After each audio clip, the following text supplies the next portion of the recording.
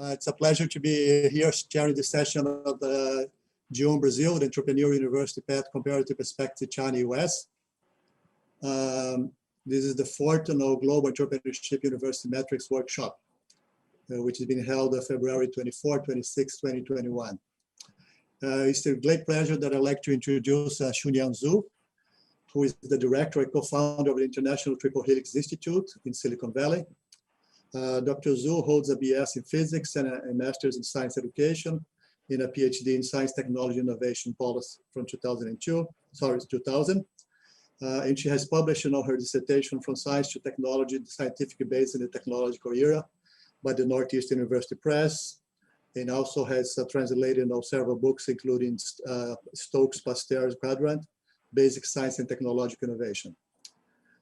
She has over almost 90 publications since 1997 in contributions including the triple helix field, the Garmin-Pugh triple helix circulation, as well as triple helix twins for innovation sustainability now. She has also been a co-editor of a couple of books, Social Entrepreneurship, and a co-author of a triple helix university industry Garmin interactions. Professor Zhou has been affiliated with various universities and institutes, including Tsinghua University, Shandong Academy, and several other Chinese universities now. In 2004-2005, she was invited to Stanford University Science, Technology, and Society program as a visiting scholar.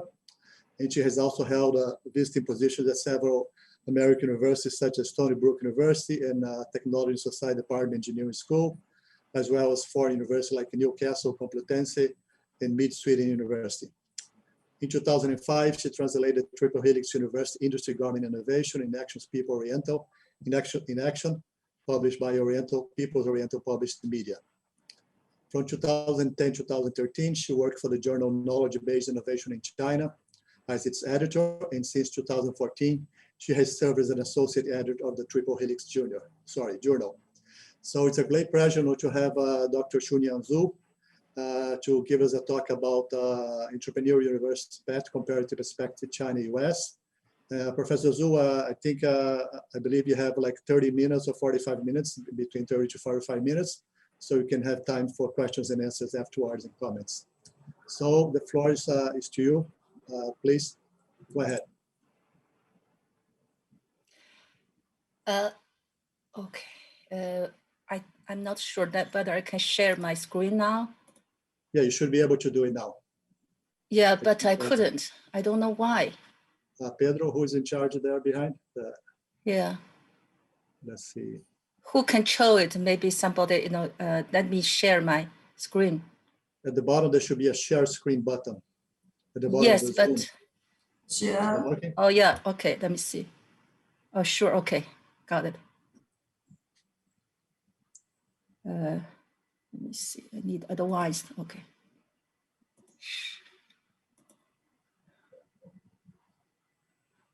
Okay.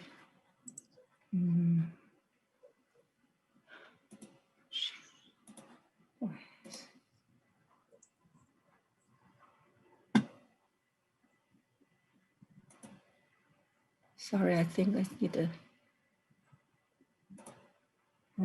This is change.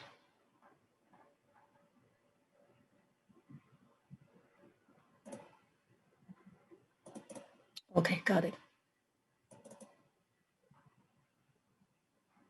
Perfect. Can you see it? Yes, fine. Okay, good. Okay, got it. Now, let's see. Okay, so, thank you, Antonio, for the introduction. I came from China. I work for Chinese university, different levels for over 20 years, and also came to the US since 2004, visited Stanford as a visiting scholar, and then visit Europe, and then back to the US. So it had been almost 20 years, another 20 years. So I would like to share my understanding the US and Chinese entrepreneurial university, how the developed paths are different and similarity. That's my purpose today. And appreciate of Professor Marisa Almeida invitation since the June in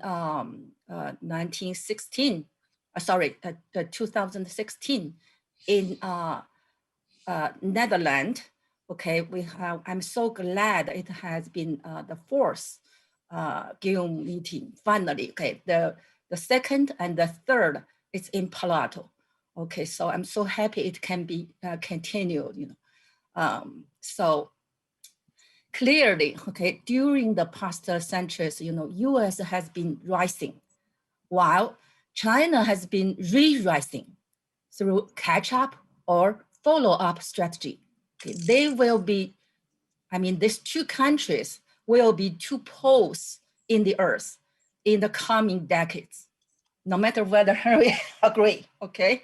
Okay, to compare the two countries, we take Stanford University and the Zhejiang University in China as a typical case study.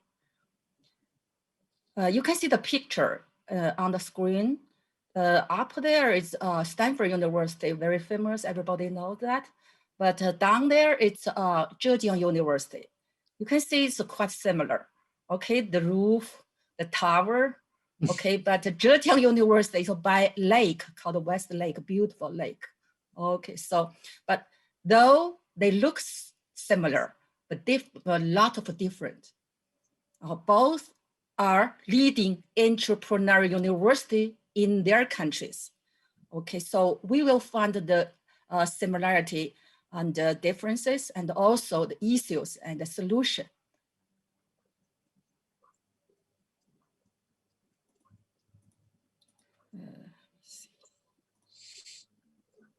Here, okay.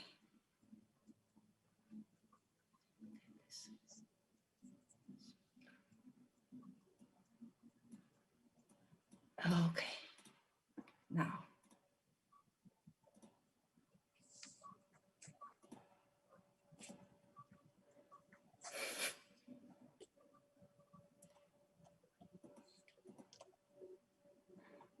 Okay, what I want to share in this session, in general, has 4 parts.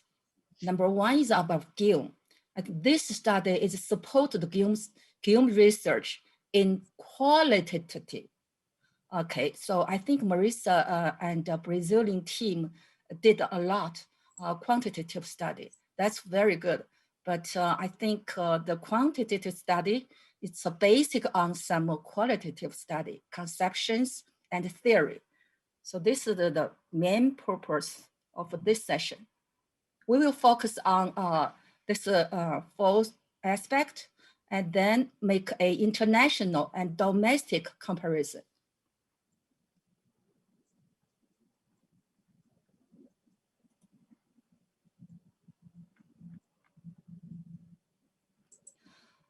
China exists as an invention country, well known with the 4 significant inventions: paper making, printing, gunpowder, and the compass. Everybody knows and believe, but since the Opium War in 1840, it has experienced many wars and killings by the Western powers, such as British Army burned the Summer Palace in 1860, the invasion of the 80s in 1900. In this context, some inside people put hopes onto developing education and science to save the nation. Thus, the original DNA of Chinese university is with the dream to be a strong and a rich country, as well as hatred of Western powers. It's with hate. I have to say this is very important in Chinese university culture. Hate the Western power, even now. American philosopher John Dewey's pragmatism was introduced to China in the early 1920s. Mao Zedong, Chairman Mao, and Liu Shaoqi, the former primary of China, were deeply affected. Applying what you have learned has always been the creed of Chinese university from 1949. Applying what you have learned, that's Dewey's influence, obviously, okay? It's new when the China had its newborn. Mao said, education is to serve for the politics. It must be combined with production and labor in industry. This has strengthened that universities should tie with industries. This is the seeds, this is the root of Chinese entrepreneurial university development till now. Economic development has also enhanced the strength of the university. Since 1980, the top universities have become very rich in recruiting scholars and researchers worldwide, and have made breakthroughs, in research. The government has always been the main supporters of the university, as universities are public or state institutions and run by the state. The Professor, culture. Can you put the next slide? I think you forgot to advance to the next slide. Oh, yeah, okay. Sorry to interrupt you. Oh, it's okay, sorry. Okay, I will. No, presentation, no, this is all about this slide. Sorry, it's too long. Yeah, I will introduce the picture, okay, later. Okay, almost done, okay. The culture tradition of contemporary Chinese universities is to serve for economic, social, and politics needs. So that's focus on this word, serve for, not interact or not collaborate. Okay, it's serve as a servant. Okay, in short, the principle is following pragmatism. Of course, university must be useful for the state, for the need of the region. The activities must combine with the industrial practice, not an every tower at all. That's China. Okay, let's explain a little bit the picture. John Dewey, okay, and then it's Mao and Liu. Okay, former heads of China, and this is the four inventions in China, and this one is Deng Xiaoping, who make the reform. For some reason, we are not seeing the next slide. We're just seeing the first one. Oh, really? Yeah, that's why I asked you to change that. I don't know. Oh, okay, sorry. What about now? You're seeing this slide. What I want to share in this session. That's how about now? Let's give a couple seconds. Let's see. Is that okay now? Not yet. No? Okay. Oh, I'm sorry. Anyone okay. Technical assistance? I see. I think something wrong. Okay, let me see. Let me try again. Try again.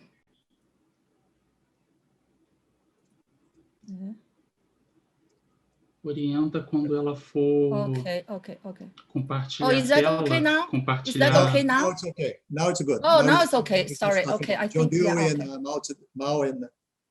Okay. So I understand now. Okay. Sorry about that. Okay. So now you can see Dewey, John Dewey, Mao, Liu. Okay, and four inventions in China. And also this one is Deng Xiaoping, the former chairman of China. He gave the direction of reform and opening China. Okay, this one is he visited Shenzhen in 1991, gave a Shenzhen a specialized, a very special area identity. That's why Shenzhen become so well known now, a big city from a small fisherman village. Okay, I will introduce a little bit later in this session. Okay, next one. I'm so sorry, I think I got it now. Is that okay? Marissa, can you? Antonio, now you're seeing Stanford's evolution to an entrepreneurial university slide. Is that the one you want to show? Yes, yes. Okay, good. that's fine. Okay, now we are, I think we're fine now. Okay. Okay. Yeah, sorry. Okay. Stanford University, born in 1891. From the very beginning, it has respected the donor, Mr. Stanford, philosophy of applying what one has learned. You see, this is quite similar to Mao and Liu's idea of a university. Davy, the first president, once invested $500 to Federal Telegraph. It's a company. So the first president was a investor. At least he emphasized the industry and the startup or a new company connection with universities' activity. The core elements of Stanford adventure at least include a good engineer school. It has a beginning. It had from its beginning an engineering school. Even it's very small. Knowledge production till spin over. Our problem for many universities is cannot have enough knowledge spin over. That means knowledge production not reach the critical mass. Knowledge and technology application means applying to the society, the industry. And OTL for technology transfer. It's not a typical TTO, but it's OTL. It's more focused on licensing. Okay, so because it has a spin-over, technology spin-over, so it more technology can be licensed to the industry company. It has formed countless startups, as we know, through faculty, graduates, and students. And university, okay, Stanford University co-evolution with Silicon Valley. This important point. Okay, now the current problem include, of course, how to advance with the region and how to solve the problem of development space. Now Stanford need to expand, but the space, though it has 8,000 acres land, but still need land to develop, to expand. But the city of Palo Alto limited. How to adjust the relationship between internal teaching, research, and entrepreneurship, and many more issues and problems. So we will, okay, have a little bit detail of tracking MIT and Stanford University's development. We can summarize some important characteristics of the entrepreneurial university, include, for example, the strategies. The strategies such as stable tower, it's by term, university industry interaction, university region co-evolution, etc., and so on. An entrepreneurial university is not a weakening teaching. Instead, integrating the three missions into a unique academic innovation system, combine all the functions together into a strongest system. So we can see it's application oriented from the beginning. This is also the seed, the root for Chinese university. And also knowledge, technology spin over. This is MIT and Stanford's absolutely advantage. So let's see the Stanford. Okay.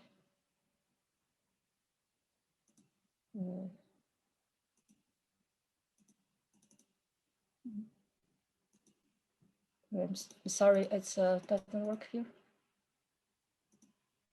I don't understand why it should work. Who is the technician? Why I cannot open this site? Okay, anyway. Can you, Antonio, can you see this screen now? Yes, I can see the screen. Okay, but why I cannot open this? The link, but, perhaps yeah, the link. It works in my computer before. I don't know why. Perhaps were you able to open the link in your computer? You might have to change the screen into the link. Oh, okay. You have to click it, open the other screen, and then you have to switch screen. When you go to the share screen, there'll be a switch, and then you go into the screen you just opened.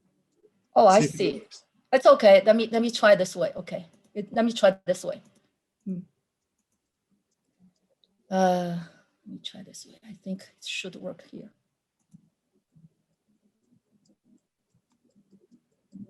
This is. I'm sorry over that. From current. Okay, let's try this way.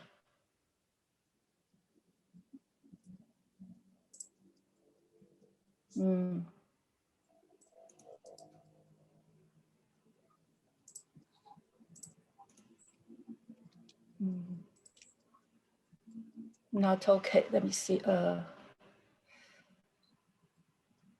Okay, got it. This way.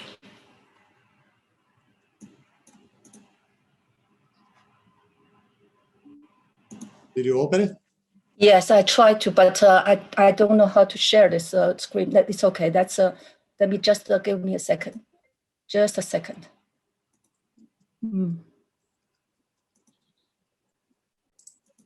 Sorry about this. You probably have to go back to the share screen button, and there you have, share screen button, and then switch screen, and then you have to look at which screen do you want to show. Oh, okay. You have to click on the screen you want to share with us. I see. Let's see. Okay, I'm not going to change it too much. Let me see this. Maybe another way. Okay. Let me find this way. Oh, I understand. That's why, because it's in my screen, but not in this screen. Okay. Yeah, so we have to share. Okay, yeah, got it. Yeah. Okay, I understand.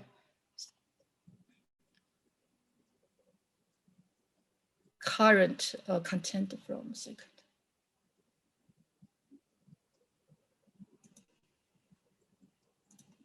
Let's have its.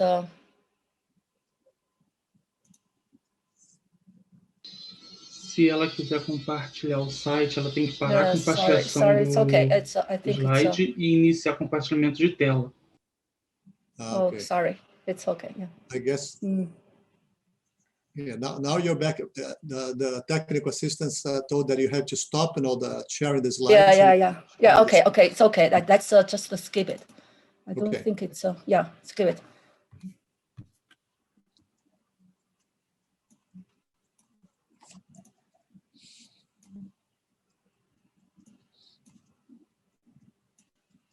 So it's good. I have a time today. Okay.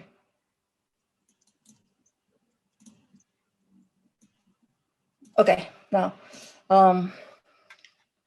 sorry about it. I think I can just leave this slide that you can see later. Maybe. Yeah.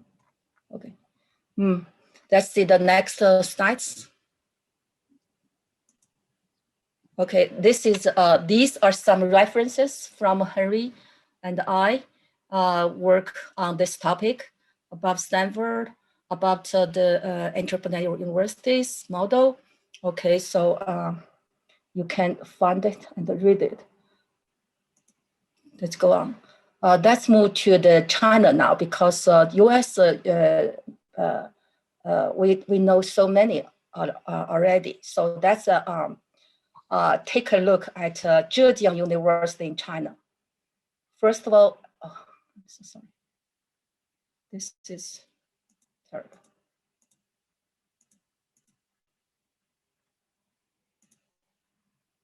So I have to share another screen. That's the, okay, that's let me just close and then share again. Stop. It's frustrating.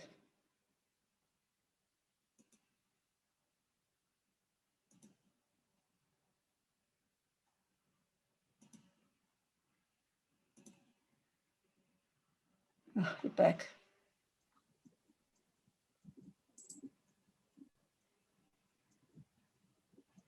Mm-hmm.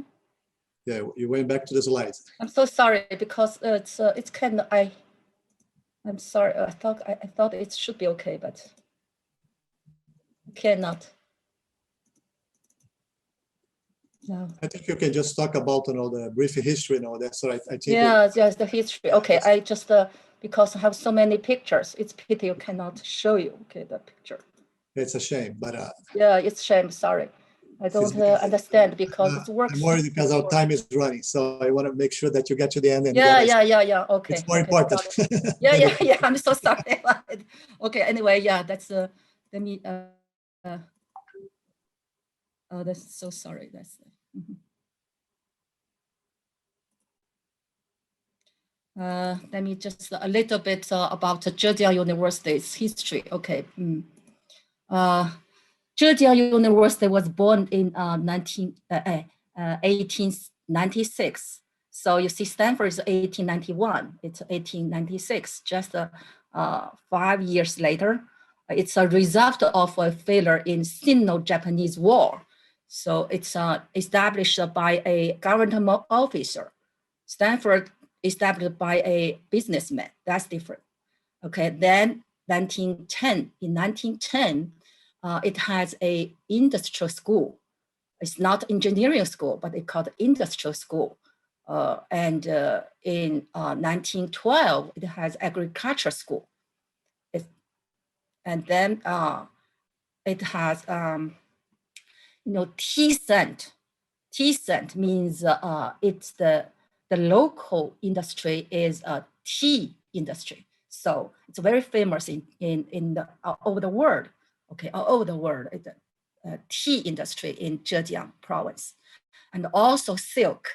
The silk industry is very popular, and Zhejiang University produced many industries lists in silk.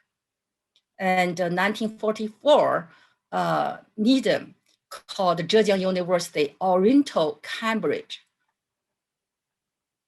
And also Zhejiang University already invent many new products, including Zhejiang long radish. It's agriculture achievement. Also, it has in 1959 has very famous medical school. So we just get an overview. Okay, and then it has a very well-known scientists. And let me see. Sorry, no picture, so difficult. Okay, Stephen Hawking was hired as a professor. So this is very famous things. Okay, that's the. Go ahead. So Zhejiang University, called Zheda for short. Okay, its technology transfer is very important in the campus activity. It has over 2,000 people work on technology transfer. It combines the importing and further developing based on the imported technology and also independent innovation together. Its university-industry relationship is linking and serving and not interaction with industry.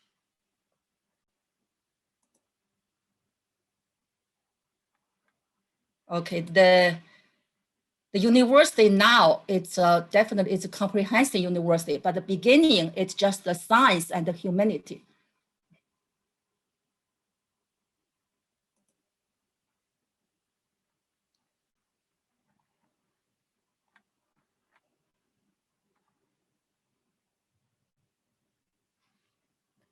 Okay, let's see the comparison and the contrast between the two universities. Stanford University is world class, obviously, but Georgian University is national class right now. And also Stanford University as a EU as entrepreneur university is formed, but Georgian University created, most is created or built. And Stanford has OTL, Georgian University has TTO, and both had engineer school. But Georgian University has engineers in schools, means multiple engineering school in different field of industry. And both has university government double helix, but the difference is the Georgian University is dependent or belong to the government, but Stanford University is independent and partner of the government.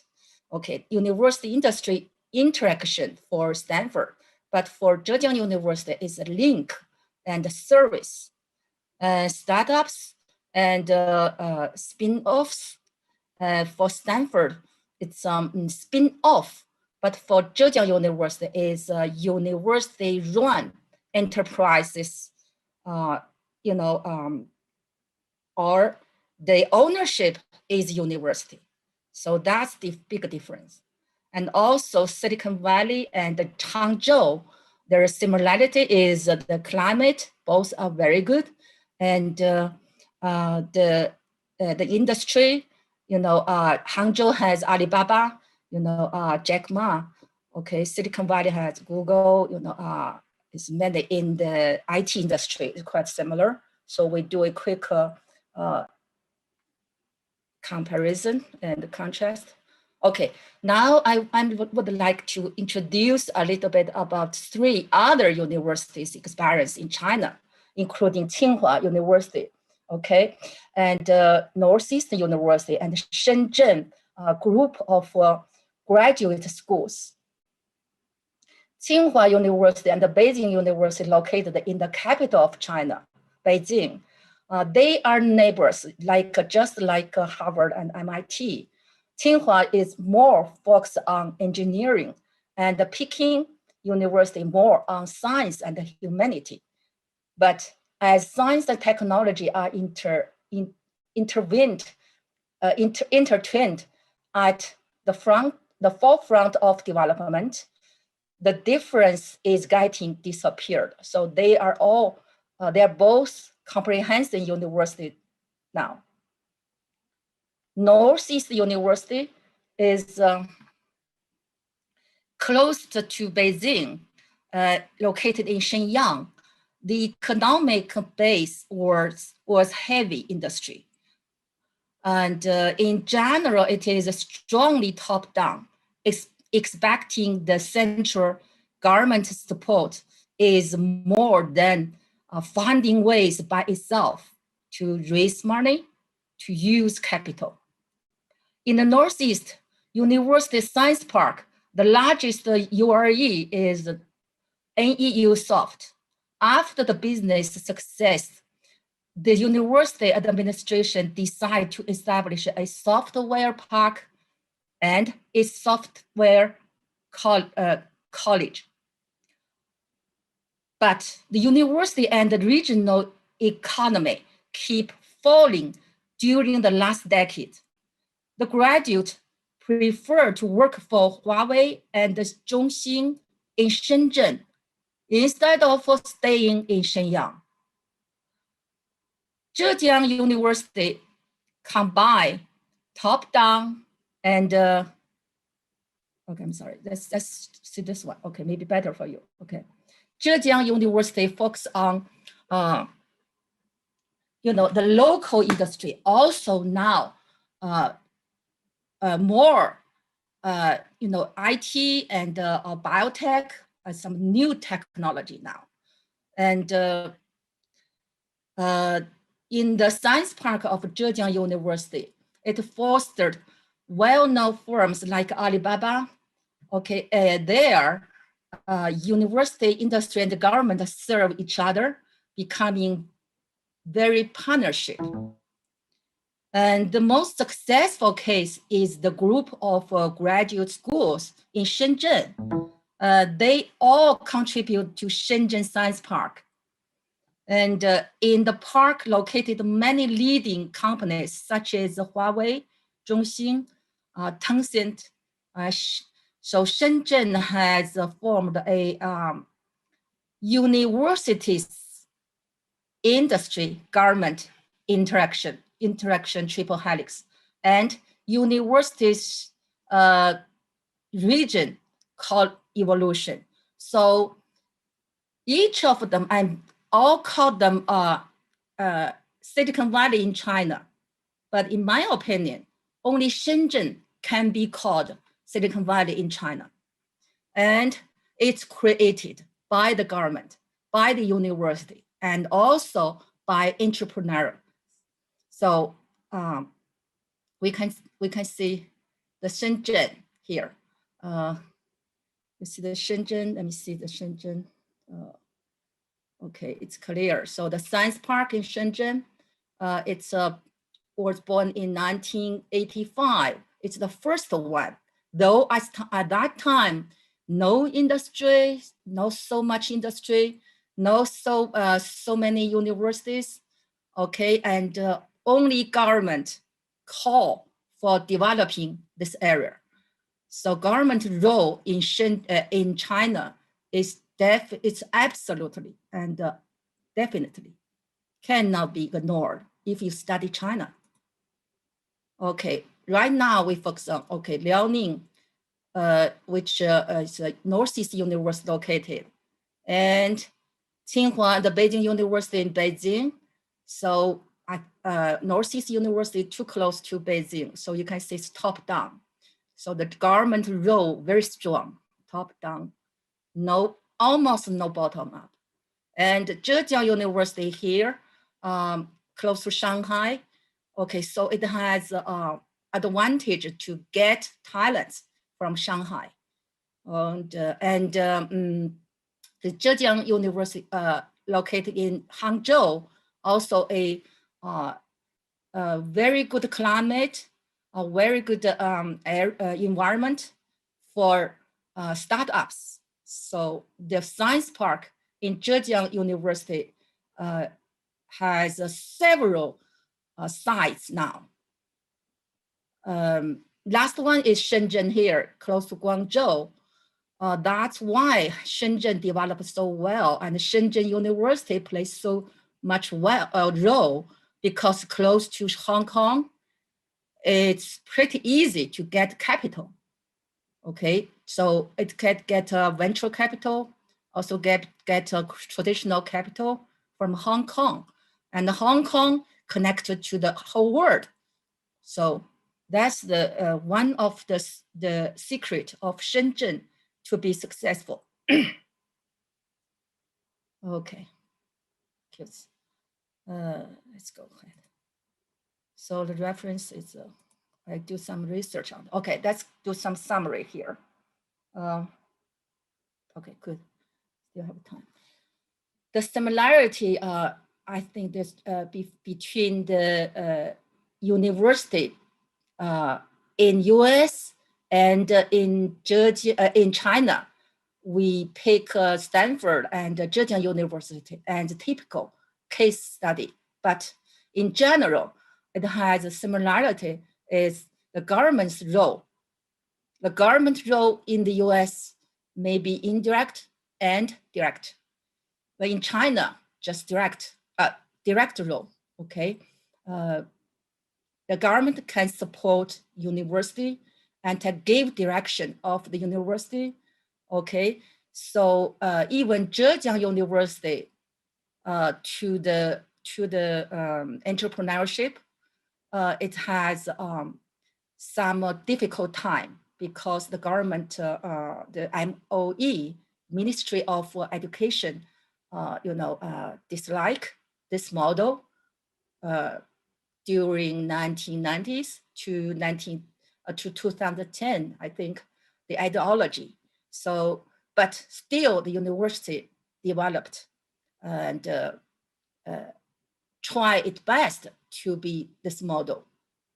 So when I was in Hangzhou, visit the Zhejiang University, I took a taxi, and the taxi driver told me, oh, and the professors now in Zhejiang University are richest in the city. So that's his comment, but I do believe that, okay. And also university industry relations. So both countries, university has university industry relations. Okay, and then it's the regional need, both have. Okay, for Stanford, Silicon Valley, at the beginning of Stanford boom, the Silicon Valley didn't have enough industry for its graduate student. But later, Stanford, through startups, entrepreneurship, make a Silicon Valley. And Hangzhou, or Zhejiang province, also, didn't have a very heavy industry or very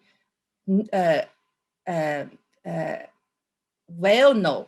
It's very well known in silk and tea industry, which focus on agriculture. But later, it gathered capital through silk and agriculture and other agriculture industries, and also from its clothes, shoe making from this very traditional industry, gather capital, and then use the capital and work with university. I mean, the industry work with university together, develop some new technology. Now it become a e-commercial center, okay, such as Alibaba I mentioned, okay, and then they both have technology transfer. For example, Zhejiang University has technology transfer center, and also has an office specially focused on connecting with industry and government. So we called it a triple helix office. And also the firm incubation. But in China, it achieved the firm incubation. It's in Science Park. It's Science Park has another function. It's incubator. So Science Park in China also work as incubator. And also has, both universities has sufficient capital or money to support, to recruit the high level scholars or researchers. Okay, so it's talent convergence can attract talent from all over the world. So that's the similarity that for the both university. And also, I would like to say, though Zhejiang University learn a lot from the US, especially they target MIT and Stanford, get a lot from these two universities. Actually, Zhejiang University has its root in entrepreneurship. From beginning, it also very emphasized very much about, about applying the knowledge, applying the technology to serve for the industry. Okay, so this is, I think, I would like to highlight. It's a pity I couldn't show you a lot of linked and pictures, but anyway, the main point we can catch here, it's a similar but also big different. Okay, the difference is how to support and strengthen those similarities. I think this already been no big difference now, so many years, already gone. So China already catch up and learn. And now it's become a more independent innovation. So how to support and the strengths? So US more support, it's bottom up. It's from the capital companies, from alumni association, and also from some government funding. But China, most money from the government, but we have seen in Zhejiang University, 2/3 of the expense came from industry or from non-government support. 2/3, 1/3 from government. So this is a very surprise. And also how to apply the advantage of political and the economic system. This is a big difference between China and the US. I stay in the Silicon Valley. I have seen, first of all, I feel so shocked. The government is so weak compared with China. And then I found the industry is so strong, like Trump, was kicked off from Twitter. Okay, that's important in China, it happened. So the political and economic system is a big difference in the two countries. And economic system here in Silicon Valley, most, I can say all the big companies are private. But China, almost all big companies are state-owned or state-supported. So that's the big difference. So in this cases, so Zhejiang University's development, though it's so good, so well now, still rely on the government policy a lot. If Xi Jinping administration still keep the policy and support, it will continue with this model.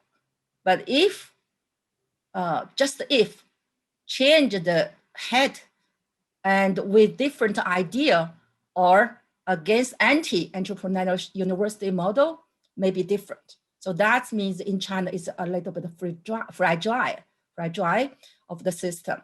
But US is much more stable because it's private. Okay, government just a partnership of the university.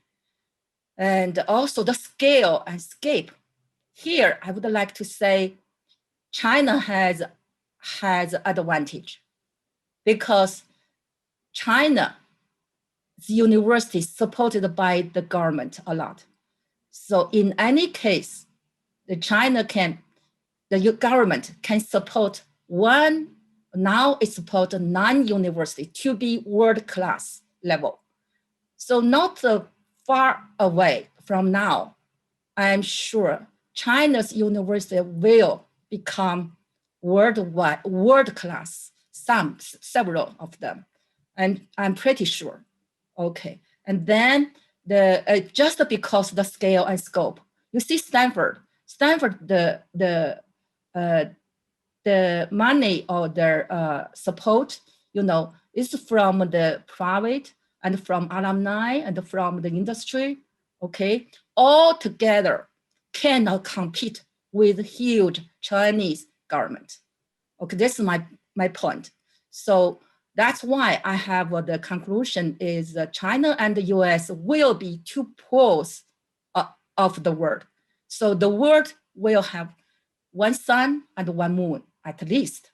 Okay, resource mobilization. Okay, that's the big difference.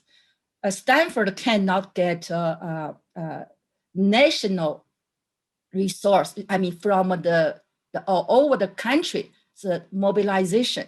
That's a resource, but Zhejiang University can get. Okay, so in some cases, all over the country can work with the Zhejiang or follow Zhejiang University. For example, now Zhejiang University has hired 2,000, over 2,000 people work for its technology transfer. So they got information from industry all over the country, even other countries, and then feedback to Zhejiang University. And then Zhejiang University will fund their employees or their faculty's research result to match the industry demand. So this is very powerful.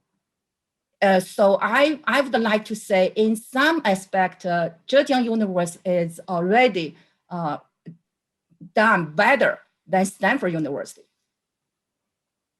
Okay, that's. Thank you, Professor Chunyan. Are you done? Because we just have 20 minutes for questions. Sure. Okay. Well, thanks a lot for very enlightening and very comprehensive presentation. I finished. Thank you very much. So I first of all, thank you for your very nice presentation. I just want to make a couple of questions. I think people are going to be sending questions through the chat. So as you wait for them to send a question, I would like to make a couple of comments and questions to you. Sure.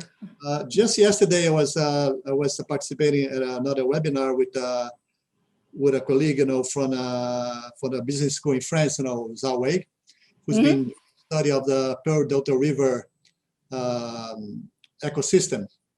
And one point that he made there that I wanted to ask, if that happens also in the Zhou and other universities that you study on, the 4 universities that you study in China, is the importance of the local government, how local governments have become critical for developing regional ecosystems of innovation. Of course, you have universities are key components of those ecosystems, but he claimed that, because of the role of the government, of the central government, but also with the local governments mediating the central government expenditures in terms of bringing research institutes, in terms of connections with the industry, because of course some of these research institutes, as you said, they're going to be based in Zhaozheng, Science Park or Technological Park. But these research institutes, funded by the government, especially the industry-oriented one, they argue that they become important particularly for the Pearl River development area, because of the changes in the Chinese government funding for science and technology and innovation. As you know, the China 2025 has targeted 6 or 7 sectors. So now the funding has become much more focused. So that's in a way restricts the amount of money the government is going to have. In this, as you said, there are a lot of world class to be Chinese universities. So they're going to be competing for these fundings. So I just wanted to hear your comments or your impressions about this. How do Chinese entrepreneurial universities, in a way, going to adapt to this new, let's say, target innovation policy of the Chinese government with the China 2025? Okay, I'm sorry, Antonio. Okay, could you just summarize the question? Yeah, I mean, the China 2025 policy, they're going to be targeting different sectors. So there'll be less money for the sectors, and most of the money is going to be put in a few sectors, semiconductors, for example.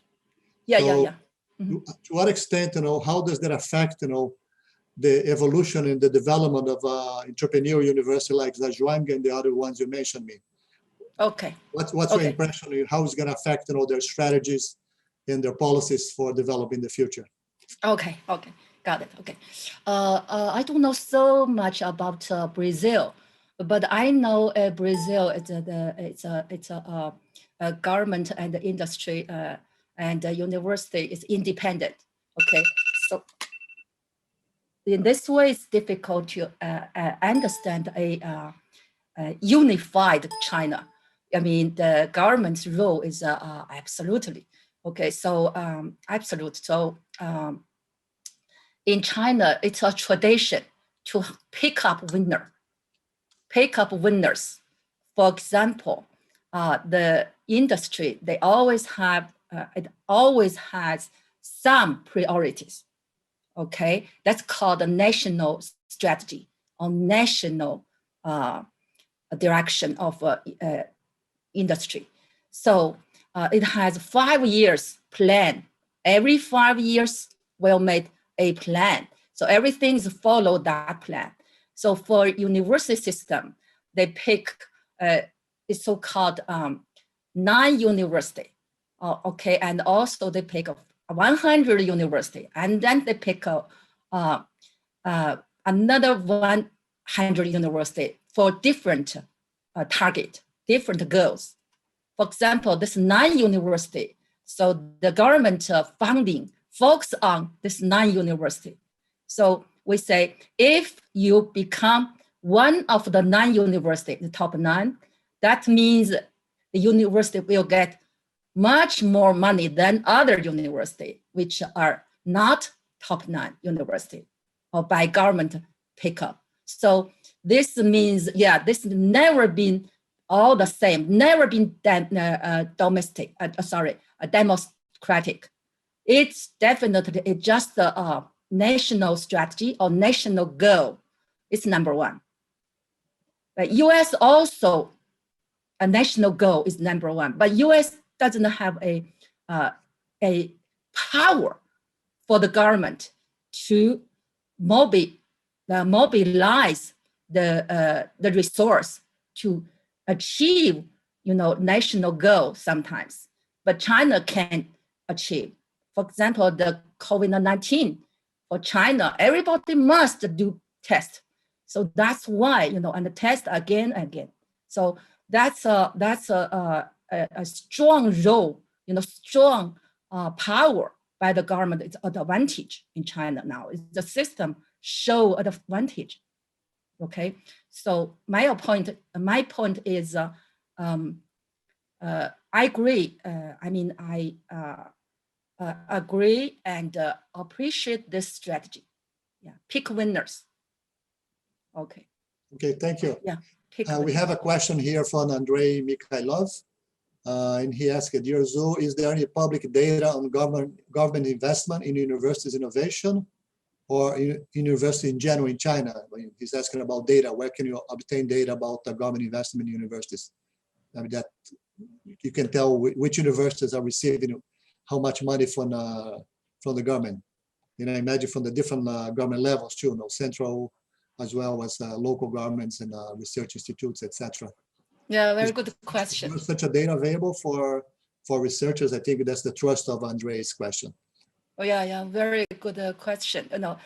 Data collection is always a issue for researchers to study on China, because sometimes, for example, this Zhejiang University is okay, but for Harbin University of Technology, such connected to military research, is difficult to get any data, and also, okay, for Zhejiang University, I suggest you can find the website, okay, but a Chinese version. The website it has a lot of information, and also MOE website has, and also the most science and technology of military of science and technology. Okay, from this website or Chinese statist bureau website, you can find, but the whether they are liable, this is a question. Yeah, this is a question because, for example, the GDP is for Chinese just a data, just a number. I think I stop here. Say that because the liable. Yes, that's why professor at Stanford tried to have a research project with Chinese colleagues, and then he gave up because they couldn't get liable data. So if you study China like me, that's why I prefer to do a general study, okay, for the license and experience. But if you have very detailed study, even the government officer who work in very important department of China cannot provide you the real or true data. I'm pretty sure.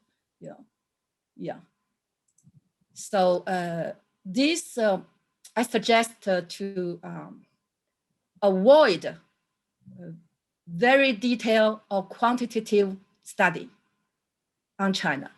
Yeah. Okay, thank you very much. A little bit of risk, yeah. If there are no other questions, from the audience, Marisa, ask, for if you can use, this final time. Oh, sorry, we have a question here before I ask that one. Marcos Telita Lins is asking which data support the government decision on the select university to invest money. I think the question has to do what's the criteria that the government uses, the Chinese government uses, to select the R9 universities to fund these 9 universities to become world-class universities. Do you know what is the criteria employed by the central government to fund these universities? And also what they're aiming, what are the sort of the entrepreneurial university indicators they're using to measure their advancement to become world-class universities? If you can talk a little bit about that. That's a question for Marcos Ferita Lins. Okay. Sorry. Okay, I think before I try to show to talk about a little bit about triple H twin. If you like, I can share a little bit about the triple Helix twin. Let's see. Okay. Anyway, I'm sorry, Antonio. What's that question? I'm sorry, I didn't follow you because it was about. Cannot hear well. Okay. What's the criteria of the central government for deciding which 9 universities are going to be receiving? That's a very good question. That's very, very Chinese question. Okay. Yeah. I think different country have different criteria or a way to pick the winner, and China, of course, has, we call it a central army. Army is a quote, it's for universities, okay? So the central government group, including Tsinghua University and Beijing University, cannot escape these 2 universities. So they should be default, okay? And the second level, it's a so-called very top local university, okay? Like Zhejiang University, like let me see, some Zhejiang and for example, Zhongshan University, it's very top in Guangzhou, and and also Dalian University Technology, okay. And the third thinking is to face the military need. The military, for example, Harbin Institute of Technology, this is important in military in China. Okay, so and also Shanghai Jiao Tong, okay, they pick important in military. That's another level. And the other levels, frankly speaking, also on one hand depend on the strength. On the other hand, also depend on 关系. 关系means who is the minister now, and you know, this is a very few university can be in the top 9. So this is maybe the last 2 is depend on the 关系, you know, the relationship with this government officer. So this is, but the criteria they have, I'm sure in China has a, you know, so-called ranking system, okay? The ranking system of the university. So from Shanghai Jiao Tong, okay, and also from Wuhan University, 2 groups gave a good ranking, university ranking. So they ranking every year, they rank the university, okay? So from this ranking data, you know, the indicators, like CUM, we focus on entrepreneurial university, but they more focus on, you know, research ability and also some activities in entrepreneurship, but they didn't say it's entrepreneurship university criteria. Okay, but anyway, yeah, some criteria from this so-called official research. So anyway, it's top, not enough. That's why China has another 100 university project. So yeah, they will have also to these universities will become maybe top in Asia, okay? But 9 universities want to be world class, so that different level. Yeah, just like a army, yeah, a army, you know, yes, a university army, yeah, university army, yeah, different level, different target. So yeah, okay, that's the. Yeah. Okay, thank you very much. I think we have another 4 or 5 minutes. And if you could just thank you for the very nice exposition and also the very nice debate and all discussions that we had now. But if you could use the last 5 minutes to talk a little about the concept of the triple helix twins. Oh yeah, sure. Professor Marisa made a request, just use this final, since you don't have any further question, but if you can use those 5 minutes to just tell us a little bit more about the concept. Thank you. Okay. Let's see the. Let me see the.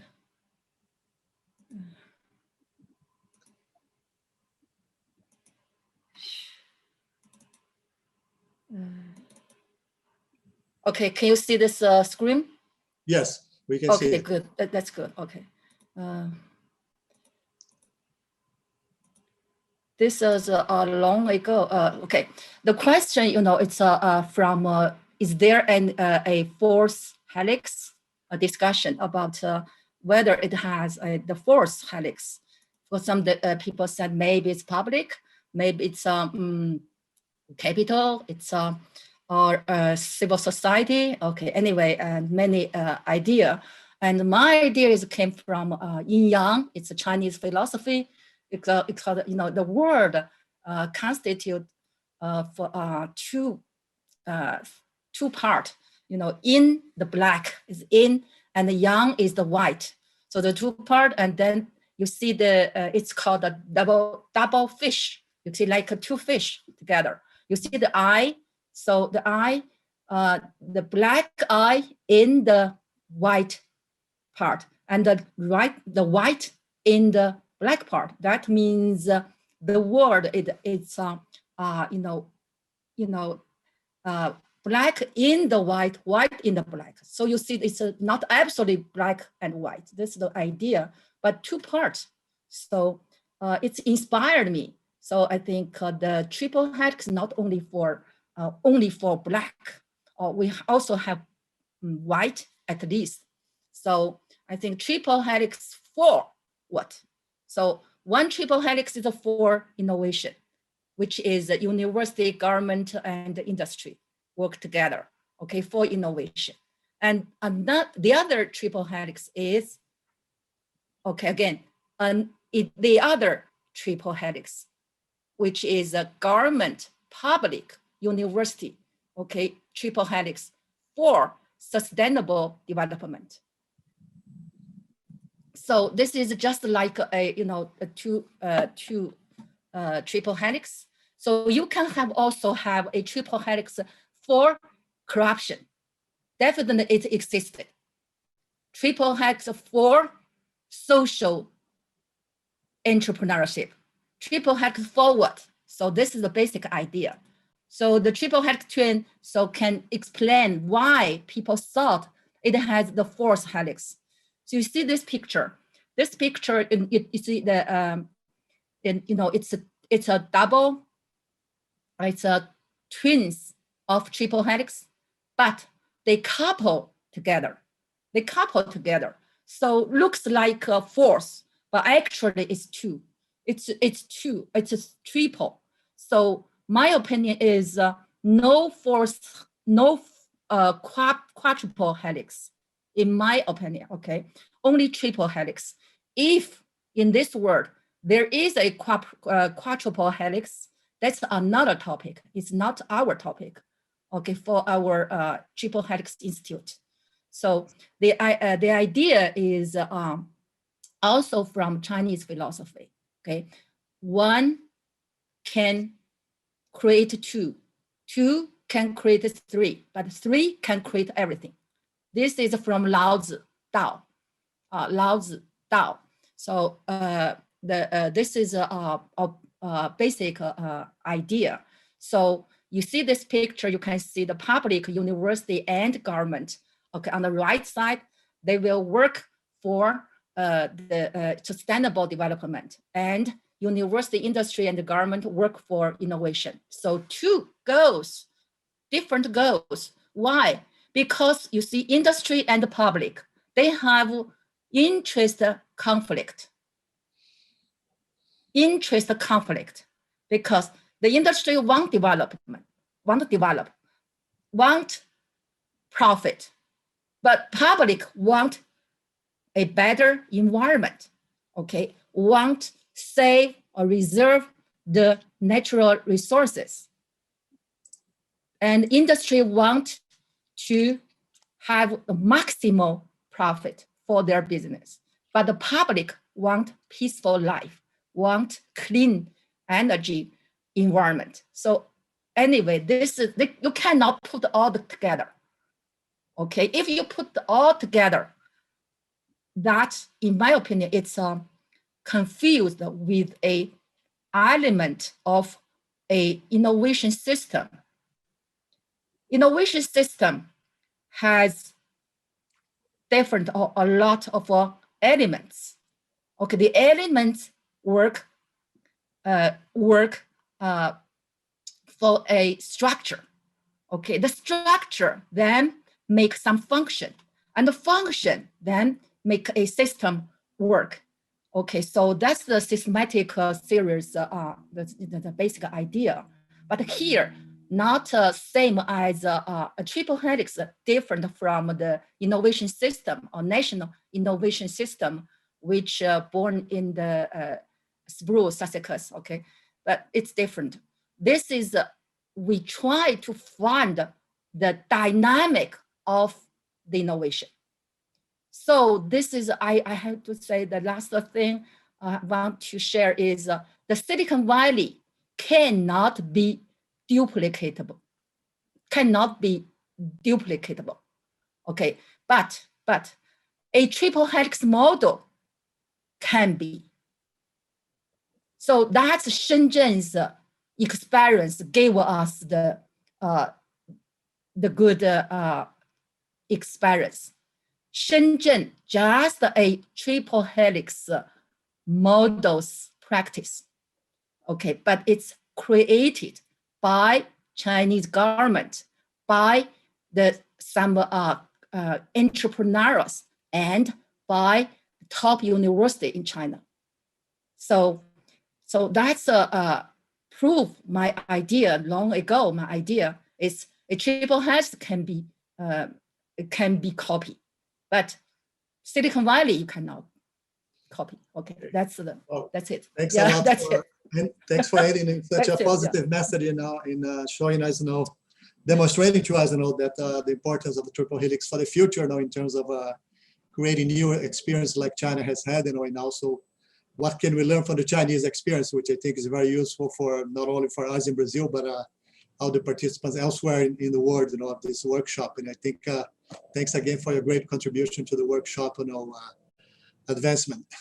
As we're running ahead of time, I just want to close the session and thank Professor Marisa Almeida for inviting me to chair the session, which I very much enjoyed, and the opportunity to engage in this very brief chat today. And I hope we can have another opportunity to continue this conversation. So thank you again, and thank you for the audience for the questions. And so now I declare this session closed, and I invite you, the participants, to wait for another 5 minutes. We're going to have a brief break, and then you come back. Thank you again, Professor Chunyan Zhou. Thank you. Thank you, Antonio. Thank you. Thank you. Okay. Say hello to Harry. Bye-bye. Yeah, bye.